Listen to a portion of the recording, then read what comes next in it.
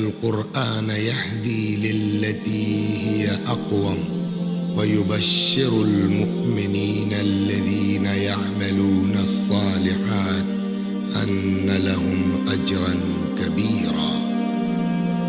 بے شک یہ قرآن اس راستے کی ہدایت کرتا ہے جو بالکل سیدھا ہے، اور ان صاحبان ایمان کو بشارت دیتا ہے جو نیک اعمال بجا لاتے ہیں کہ ان کے لیے بہت بڑا اجر ہے۔ بسم اللہ الرحمن الرحیم۔ معزز ناظرین السلام علیکم، میں ہوں ساجد رضوی۔ آپ تمام ناظرین دیکھ رہے ہیں چینل ون کا خاص پروگرام سوال ہمارے جواب قرآن مجید سے۔ جیسا کہ ہم اور آپ جانتے ہیں، اللہ تعالیٰ نے قرآن مجید میں ہر بات بتائی ہے، تقریباً ساری چیزیں قرآن مجید میں موجود ہیں۔ لیکن آج کے پروگرام میں ہم لوگ یہ جاننے کی کوشش کریں گے کیا خاتون جنت شہزادی جناب زہرا سلام اللہ علیہا کے سلسلے سے کچھ آیتیں خاص نازل کی گئی ہیں۔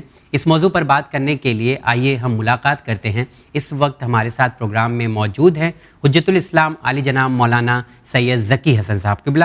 سب سے پہلے ناظرین ان کا خیر مقدم کرتے ہیں۔ السلام علیکم مولانا صاحب۔ وعلیکم السلام ورحمۃ اللہ وبرکاتہ۔ مولانا صاحب بہت شکریہ آپ کا، آپ نے وقت نکالا۔ بہت کم وقت میں اس سوال کا آپ کو جواب دینا ہے تاکہ ناظرین تک اہم پیغام پہنچ سکے۔ بسم اللہ الرحمن الرحیم۔ انشاءاللہ ہماری کوشش ہوگی کہ وقت کے اندر اپنی بات کو پہنچا لے جاؤں۔ جی بہت شکریہ۔ تو ناظرین سوال سنیے گا کہ جاننے کی ہم لوگ کوشش کریں گے کہ وہ کون سی خاص آیتیں ہیں جو جناب زہرا سلام اللہ علیہا کی شان میں نازل ہوئی ہیں قرآن مجید میں۔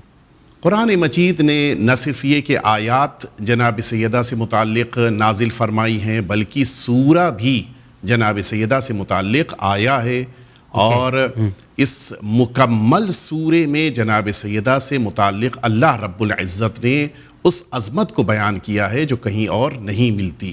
جی یہ سورہ ہے سورہ کوثر، کہ جس سورے میں اللہ رب العزت نے جناب سیدہ کو لفظ کوثر سے یاد کیا ہے۔ اعوذ باللہ من الشیطان الرجیم، بسم اللہ الرحمن الرحیم، انا اعطیناک الکوثر فصل لربک وانحر ان شانئک هو الابتر۔ میں نے اس پورا سورہ اس لیے پڑھا کہ اس سورے میں صرف 3 آیتیں ہیں، جی، اور ہر آیت میں اللہ نے جناب سیدہ کی عظمت کو واضح فرمایا ہے۔ پہلی آیت اللہ رب العزت یہ کہہ رہا ہے کہ اے پیغمبر ہم آپ کو عطا کر رہے ہیں کوثر۔ یہ کوثر لفظ جناب سیدہ کے لیے استعمال کیا۔ یہ کیسے پروف کیسے ہوگا کہ یہ کوثر؟ اس لیے یہ لفظ جناب سیدہ سے متعلق ہے کہ وہ آخری آیت جس میں اللہ نے یہ فرمایا کہ ان شانئک هو الابتر، اے پیغمبر آپ کا دشمن ایک ایسا انسان ہے کہ جس کی جنریشن باقی نہیں رہنے والی ہے۔ اچھا، تو اس کے معنی ہے کہ یہ سورہ نسل پیغمبر کے باقی رہنے کا ذکر کر رہا ہے، اور نسل پیغمبر آگے بڑھی ہے جناب سیدہ فاطمہ الزہرا صلوات اللہ وسلم علیہا کے ذریعے سے۔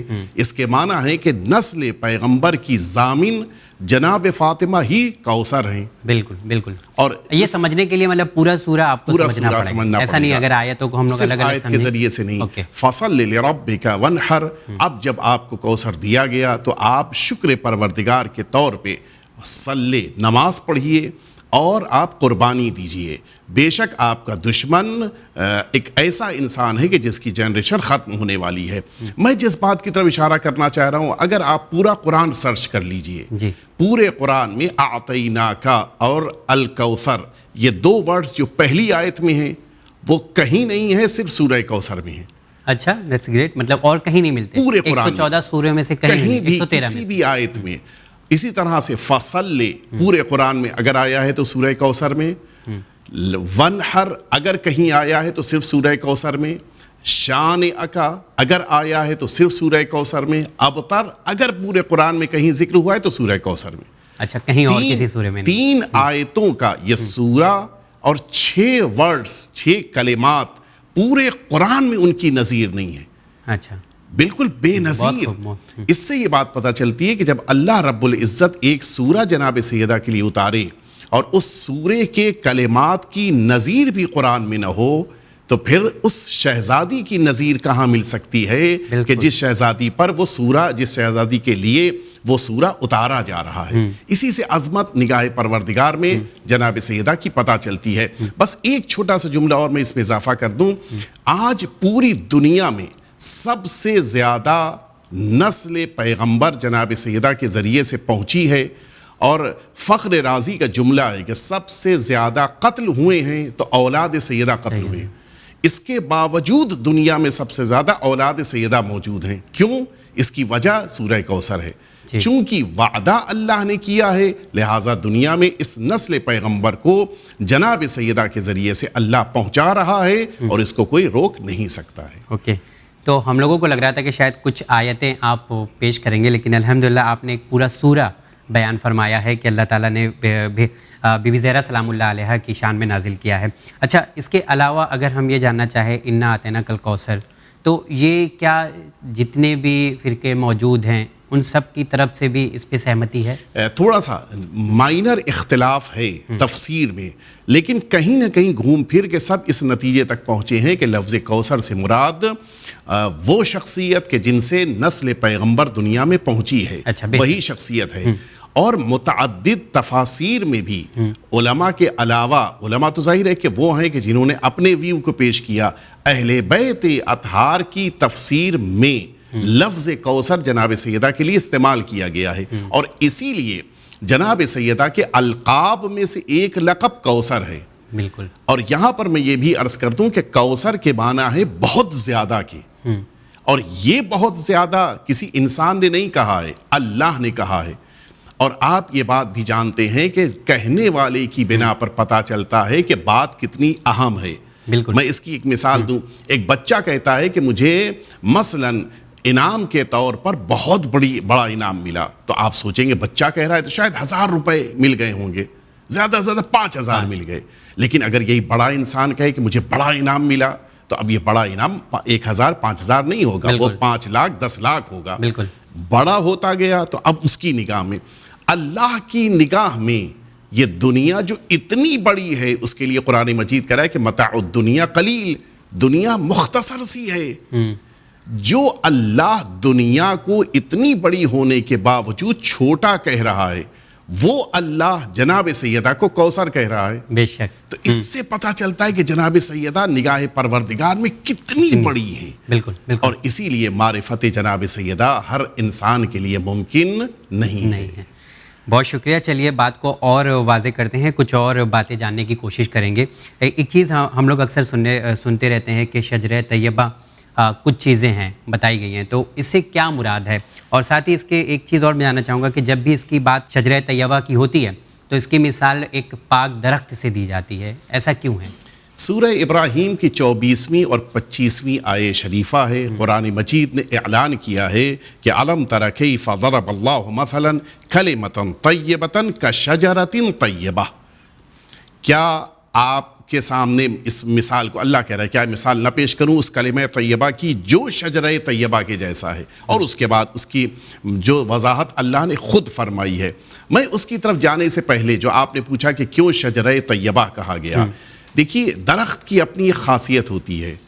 درخت لیتا کچھ کم ہے، دیتا زیادہ ہے. ایک دانہ زمین نے آپ سے لیا ہے اور دیا کتنا ہے؟ جی. نہ جانے کتنے پھل آپ کو دیے اس ایک دانے کے مقابل. بالکل. دوسری خاصیت ہوتی ہے درخت ہر ایک کو اس کی ضرورت کے مطابق عطا کرتا ہے. کسی کو پھل چاہیے، درخت اسے پھل دے گا. کسی کو مثلا پھول چاہیے، درخت اسے پھول دے گا. کسی کو پتی چاہیے، درخت اس کو پتی دے گا. کچھ نہیں، کسی کو گزرتے وقت سایہ چاہیے، درخت اسے سایہ دے گا. جس کی جو ضرورت ہے اس کے مطابق یہ درخت اسے عطا کرتا ہے. یہ خاصیت سب کے پاس نہیں ہے، لہٰذا اللہ رب العزت نے شجرہ طیبہ کہا ہے. عام درخت نہیں، بلکہ وہ درخت جو پاک و صاف عظیم الشان ہے کہ اصلھا ثابت، کہ جس کی اصل زمین میں جڑی ہوئی ہے، مضبوط ہے جڑیں. وفرعھا فی السماء، اور یہ درخت اتنا عظیم ہے جو آسمانوں کی بلندیوں تک پہنچ رہا ہے. یہ اتنا عظیم.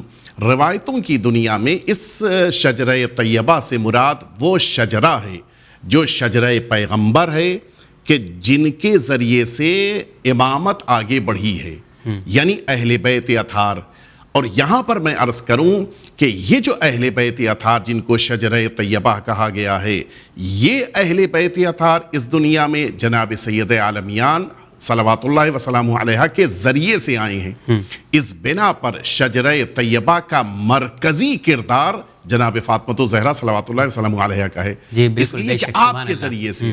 اور اس کے ساتھ ساتھ یہ بات بھی میں عرض کر دوں، یہ جو شجرہ طیبہ آج دنیا میں موجود ہے وہ ساری دنیا کو کچھ نہ کچھ ضرور دے رہا ہے. مثلا میں ایک بات عرض کروں، آج اگر اس دنیا میں قیامت نہیں آ رہی ہے تو وہ بھی اس بنا پر کہ جناب سیدہ کی نسل سے ایک بیٹا دنیا میں موجود ہے. Very true, very true. اس کے معنی ہے کہ دنیا کو اس شجرہ طیبہ کی بنا پہ زندگی مل رہی ہے، حیات مل رہی ہے، زمین زندہ ہے، آسمان زندہ ہے، کائنات زندہ ہے، وہ سب اسی بنا پر ہے. اور اس کے ساتھ ساتھ یہ شجرہ طیبہ کہ جسے اللہ رب العزت نے قرآن مجید میں قرار دیا ہے، یہ شجرہ طیبہ وہ ہے کہ جسے اللہ نے جنت سے بھیجا ہے.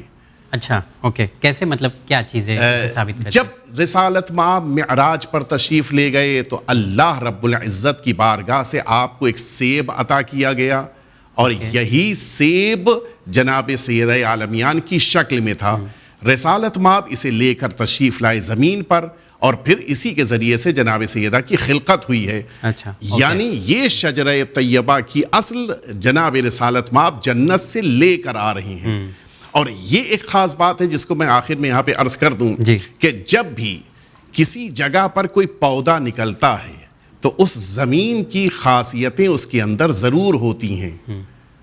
اسی لیے ہر پودا ہر جگہ نہیں نکلتا ہے. مثلا آپ کا تعلق جس شہر سے ہو، اس شہر کی کسی چیز کو آپ لے کے آئے. مثلا میں نے تو خود تجربہ کیا، اپنے وطن سے میں لے کے آیا اسی اس کو ایک پودے کو، کہ تلسی کے پودے کو، وہ بامبے میں نہیں نکلا. کیوں؟ اس لیے کہ وہ وہاں کی مٹی کا عادی تھا.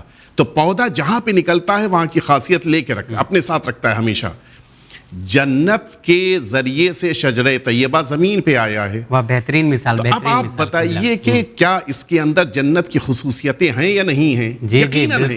اور اسی بنا پر شجرہ طیبہ کو اللہ رب العزت نے ائمہ اطہار کی شکل میں زمین پہ قرار دیا. کیوں؟